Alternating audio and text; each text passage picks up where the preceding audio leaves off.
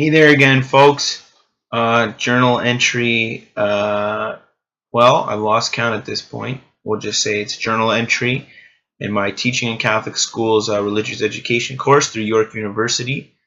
And today's video will be on the theme of faith development in relation to the article.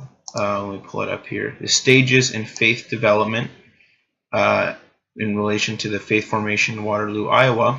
They put out an article here which kind of chronologically lays out various stages in one's faith development. And while I found this reading to be quite interesting, it kind of did have some problems and some disagreements with it.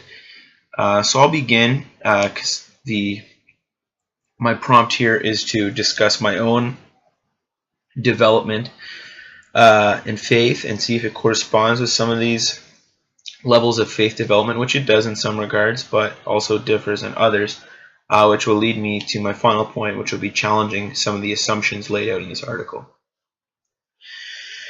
So I'll kind of skip over primal faith and imaginative faith, and well, not skip over them, but briefly summarize them by saying that I do earnestly feel like I passed through these levels of faith development, both as an infant who was baptized in the Roman Catholic Church, and as a young child who was raised by predominantly Roman Catholic parents, attending church every Sunday, and really being brought up in those Catholic values, praying every night and reading the Bible with my mother. So I did agree that much of my faith, at least from ages 4 to 8, was marked by my ability to believe in my parents and kind of see God's love or God's existence as an extension above my parents, kind of as a cosmic grandparent or parent who is all loving, kind, and forgiving. Next, the third stage, literal faith, which eventually moves into conventional faith, which is essentially from ages 6 to 13 and older. I would say that I moved through this as well, and the reading here outlines that it is marked by the developing ability to think for themselves and begin asking questions which they either took for granted, including their parents' faith.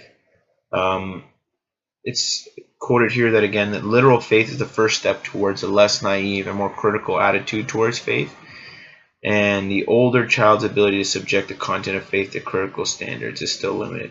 So I would say that I moved through these stages as well when I received my sacraments of communion, reconciliation, and towards confirmation is where I'd say I moved into conventional faith. It was marked by a ability or a desire to fully participate in the church. I wanted to reconfirm my baptismal vows and take my place at God's table and join in my community of faith fully as a willing participant who has reaffirmed my belief. That was a big step for me. And that happened for me around age 13 when I did receive the confirmation sacrament. Now next is personal faith, dominant in adults age 20 and older.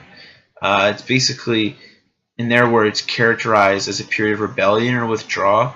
It's a bit of a spiritual adolescence in terms of young people rethinking conventions and convictions as a group in the church.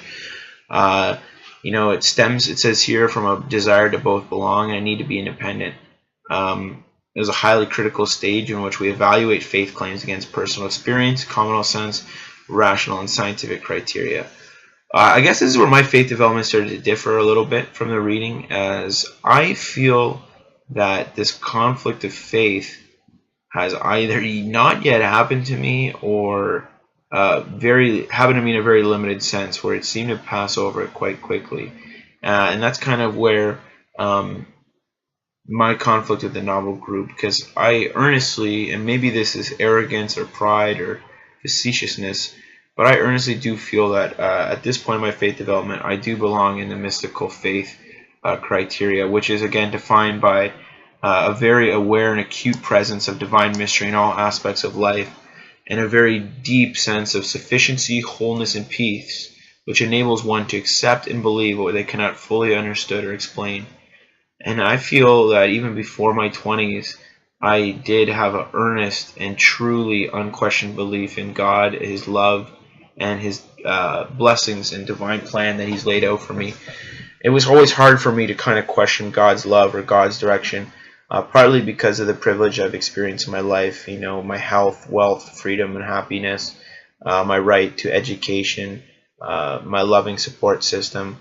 It was always hard for me to really deny God's existence. It almost seemed that the universe was truly, guiding my actions. And, I had a really profound religion teacher in high school who once told me that, what true faith is, it's an unshakable belief that a particular mystery, and in this case, or in my case, the mystery of God's love and God's divine mystery, is an unshakable belief that those mysteries or that mystery is true. And I've certainly felt that. I've never really felt the need to examine contradictions that I may come across, even as a student of science or someone who reads science avidly. For me, it boiled down to that was my faith. It was what I felt in my heart. No amount of evidence or persuasion or argument, philosophy. Again, I'm a philosophy minor, but no amount of that would shake my belief in God.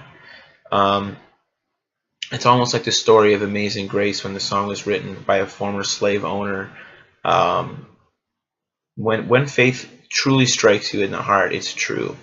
Right? Mystical faith is true above all else. When you're in this stage of faith development, there's never a doubt of God's love. There's never a doubt that your prayers are not being listened to, and that the prayers of all aren't being listened to. And that's just the stage that I earnestly feel I'm at.